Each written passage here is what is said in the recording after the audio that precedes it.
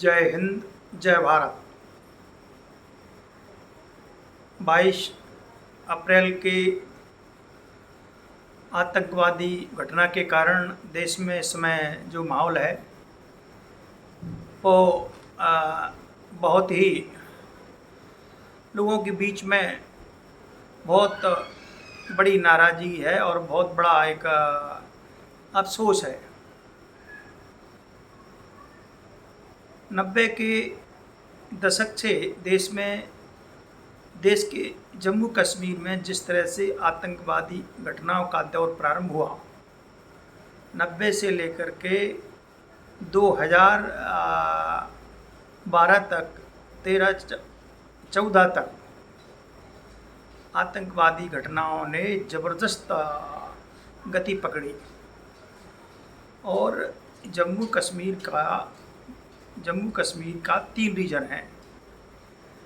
पहला क्षेत्र लद्दाख, दूसरा है कश्मीर, तीसरा है जम्मू रीजन। लेकिन देखिए आप, जम्मू रीजन, ये तीनों रीजनों में अलग अलग समुदाय के लोग रहते हैं, संप्रदाय के लोग रहते हैं। पहला आता लद्दाख। लद्दाख में बौद्ध वर्ग रहता है और हिंदू वर्ग है। दूसरा जो रीजन है श्रीनगर, वो 90 के पहले यहाँ हिंदू और मुस्लिमों की संख्या बहुत बड़ी तादाद में थी। तीसरा रीजन है हिंदी बाहुल जम्मू, यानी तीनों ही रीजनों में अलग अलग संप्रदाय धर्मों के लोग रहते थे। और आज स्थिति आ गई है कि एक रीजन छोड़ करके दोनों रीजनों में यथास्थिति है। कश्मीर का जो रीजन है, वैली जो रीजन है, इसमें हिंदुओं की संख्या में गिरावट 90 के बाद हुई। जिस तरह से पाकिस्तान में 47 के बाद हिंदुओं की आबादी में गिरावट आई, बांग्लादेश में 71 के बाद हिंदुओं की आबादी में गिरावट आई, उसी प्रकार भारत के भीतर जम्मू कश्मीर में भी कश्मीर रीजन में कश्मीर जो वैली रीजन है उसमें हिंदुओं का सफाया हो गया। कश्मीरी पंडितों का वहाँ आज नामो निशान नहीं रहा।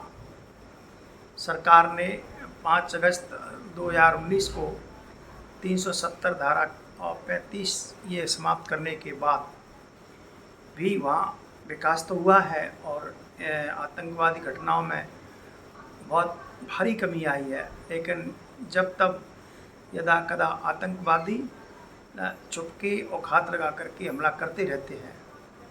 पहले ऐसा होता था कि आतंकवादी घटना को अंजाम देते थे और साफ कहते थे, जैसे हुर्रियत है, लश्कर है, हिजबुल है इत्यादि। जम्मू कश्मीर में जो आतंकी संगठन और उनके जो याका थे वो स्वतः ही जिम्मेवारी लेते थे, हमला मैंने कराया है, मैंने किया है। लेकिन आज की जो परिस्थिति है और सन 2019 के बाद, यानी 370 धारा हटने के बाद कश्मीर में जो परिवर्तन आया है, उसके पीछे भारत की राष्ट्रवादी भारतीय जनता पार्टी की सरकार है। भाजपा सरकार ने, मोदी सरकार ने बड़ी शक्ति और पूरे ईमानदारी निष्ठा के साथ जिस तरह से जम्मू कश्मीर में आतंकवाद का खात्मा किया है, बहुत ही उल्लेखनीय और बहुत बड़ी उपलब्धि है। 22 अप्रैल को जो पहलगाम में घटना हुई उसको सरकार ने गंभीरता से लिया है। और दूसरा आप देखिए,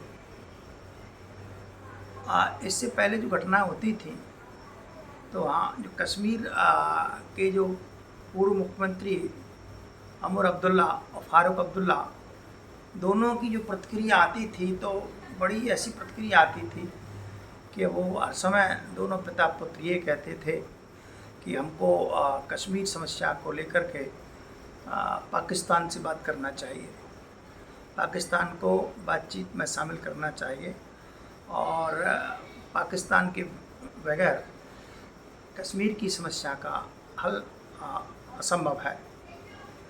लेकिन देश का शक्तिशाली नेतृत्व होने के कारण और हम दूसरी भाषा में ये कह सकते हैं कि सरकार ने देश में ऐसी स्थिति निर्मित की है कि आतंकवादियों के खिलाफ, आतंकवाद के खिलाफ आम जनमानस में एक ऐसी भावना पैदा कर दी है सरकार ने कि कोई भी नेता, दल, सरकार या संप्रदाय आज आतंकवाद का सपोर्ट करने के लिए तैयार नहीं है।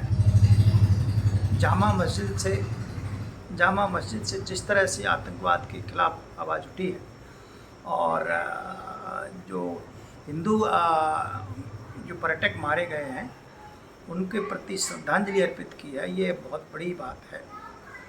और अभी फारूक साहब ने संवाददाता सम्मेलन में कहा कि अभी तक मैं पाकिस्तान की बात करता था, पाकिस्तान को बीच में लेकर के मैं अपनी बात रखता था, लेकिन जिस तरह से पाकिस्तान के आतंकवादियों ने पाकिस्तान की सह पर पहलगाम में जो निर्दोष लोगों को मारा गया, विशेषकर हिंदुओं को धर्म पूछ करके, मुझे इस बात की बड़ी पीड़ा है। तो ये पीड़ा उमर साहब आज आपको दिख रही है। इससे पहले भी हिंदुओं से पूरा कश्मीर खाली हो गया, लेकिन चलो देर आए दुरुस्त आए, आपने भावना को समझा, राष्ट्रीय भावना को समझा और कश्मीर की भावना को समझा, देश की भावना को समझा।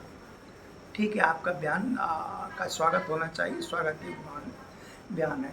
दूसरी तरफ जम्मू कश्मीर के सीएम और अमर अब्दुल्ला ने भी विधानसभा में सार्वजनिक रूप से कहा है कि मैंने आज तक इतना आक्रोश कभी नहीं देखा। अनेक आतंकवादी घटनाएं प्रदेश में होती रही हैं और एक बहुत लंबे टाइम से मैं देख रहा हूं कि बहुत बड़ी, इससे भी बड़ी घटना हुई है।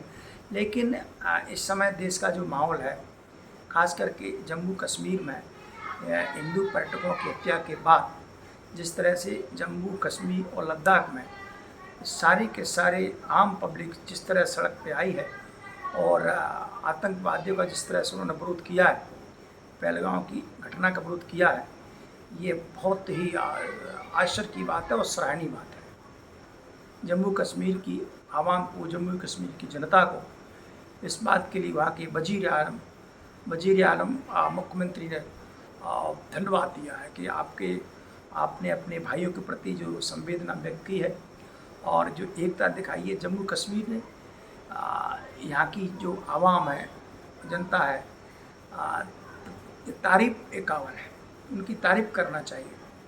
तो मेरे मित्रों, साथियों, देश के भीतर आतंकवाद को लेकर के और आतंकवादी संगठनों को लेकर के बहुत बड़ा बदलाव हुआ है। हमारी सरकार आतंकवाद को लेकर गंभीर है और इस घटना को सरकार ने बहुत गंभीरता से लिया है और अब समय आ गया है कि हमारा जो 40% कश्मीर जो पाकिस्तान के पास है, उसने ज़बरदस्ती कब्जा करके अपने अंडर किया है, उसको सरकार लेने के लिए गंभीर है। और हमारा जो 40% में मीरपुर है, मुजफ्फरपुर है, बाला है और रावतकोटी है और गिलगित है, बाल्टिस्तान है, ये लगभग 40% हमारा जो क्षेत्र है, 45 लाख की आबादी है। प्राकृतिक रूप से, प्राकृतिक संसाधन की दृष्टि से जम्मू कश्मीर, पाक अधिकृत जो जम्मू कश्मीर है, अब वो हमारा अभिन्न अंग है। और हमारे सरकार ने, रक्षा मंत्री ने, गृह मंत्री ने, सेना प्रमुख ने, देश के प्रधानमंत्री ने बार बार कहा है हमारा अभिन्न अंग है, इसको हम लेके रहेंगे। तो सरकार की दृढ़ इच्छा शक्ति के कारण आज हमें पूरी आशा है और पूरा विश्वास है कि हमारा खोया हुआ स्वाभिमान, हमारा खोया हुआ क्षेत्र जम्मू कश्मीर हमारा पुनः वापस आएगा और देश में आतंकवादी घटनाओं का समूल इस घटना का पूरी तरह से निदान हो जाएगा। तो भारत की सरकार, भारत के लोग इस समय पूरी तरह से आतंकवाद और आतंकवादी घटनाओं के खिलाफ है। आज के विषय में इतना ही। कल किसी विषय को लेकर मैं आपके बीच में आऊँगा। तब तक के लिए आप सभी को जय हिंद, जय भारत।